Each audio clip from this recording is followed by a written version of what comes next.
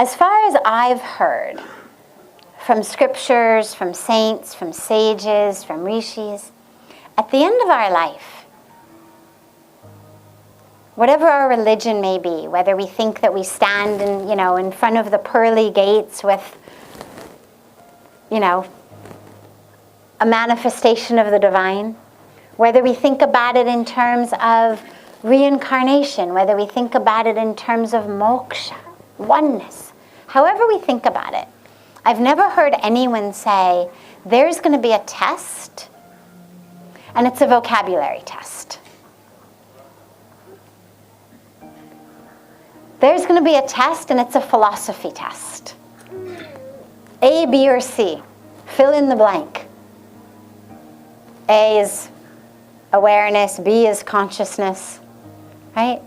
So I don't actually think that any of us is ever going to have to take a test on this.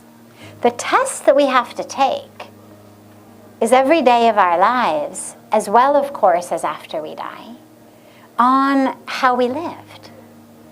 What did we experience in our minds and our hearts? What did we share? This is the sort of test that gets taken. And so for me, when I think about consciousness, I think about it as that which exists in the universe as the universe.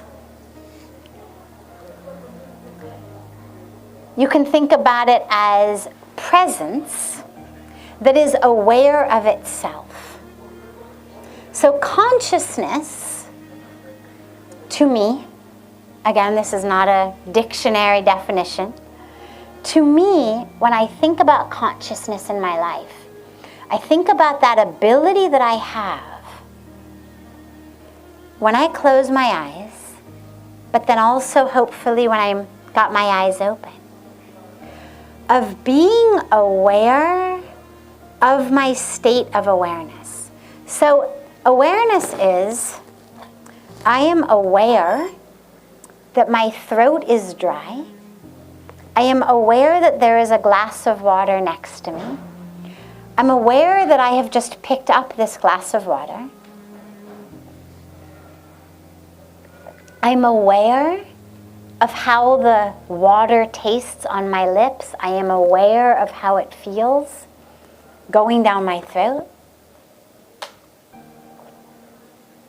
You could call it mindfulness. When we practice mindful living, mindful eating, mindful walking, it's really about that. Can I be fully aware of the way that the muscles in my hands feel, of the way that the warmth of the glass feels beneath my fingers? This is awareness. I'm fully present in the moment. I'm not thinking about, God, I wonder what's for dinner. I'm not thinking about the last time I drank water. I'm not thinking about, oh my God, if I drink the water, I'm going to have to go to the bathroom and I've still got, a half an hour left. What's going to happen? None of that. Just fully aware. With this moment, this presence, the way the body is, the way the breath is, the way the muscles are, the way the skin feels, the way that, just that full mindfulness. And there's a whole meditative practice around mindfulness, just being aware, in which literally you take, 20 minutes to eat a raisin or a grape, just to be fully aware of every aspect of that. And it trains the mind. Because if I can be fully aware, fully present, then even drinking water becomes a meditative experience. Okay? So for me, that is awareness. I am fully aware in the moment. I am fully aware of your presence in the moment. And I'm fully aware of this connection in the moment. That's a reminder, a reconnection, a reunion, you could say. Consciousness. Consciousness for me is a step deeper. Consciousness is, I am aware of the part of me who's aware that I'm drinking water. Consciousness is, I am so awake that I am able to be aware of the awareness. See, awareness is engaged. A practice of awareness is an engaged practice.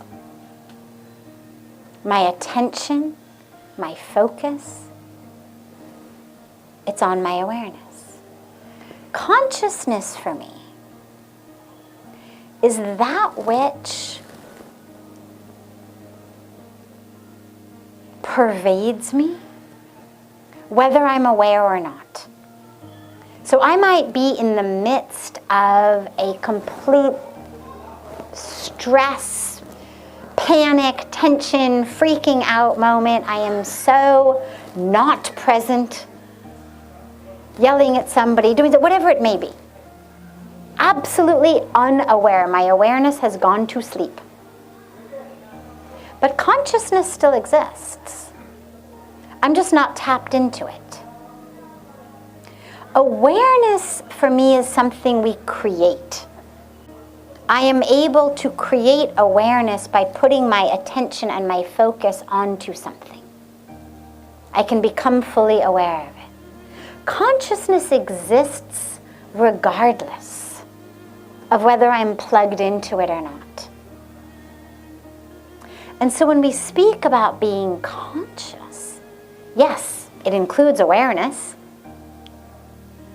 because I have to use that power of awareness to say, I am now going to pull my awareness from what's happening in the stock market, from this, from that, from here, into consciousness. I'm going to become aware of being aware. That's my path into consciousness. Who is it that's aware that I'm aware? What is that? Awareness is a practice. You could call it my mind. My mind can practice awareness. I can train my mind to be aware. That's why we call it mindfulness practice. But who's aware that I'm aware right now? For me, that's consciousness. That whether I'm aware right now or not aware right now, consciousness is there. Consciousness is conscious that at the moment I have completely lost myself. Consciousness is conscious that I'm throwing a temper tantrum, having a panic attack, freaking out,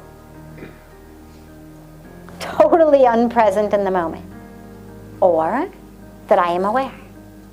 So connecting with consciousness is a way of connecting with. To me, I use it sometimes synonymously with soul, with spirit.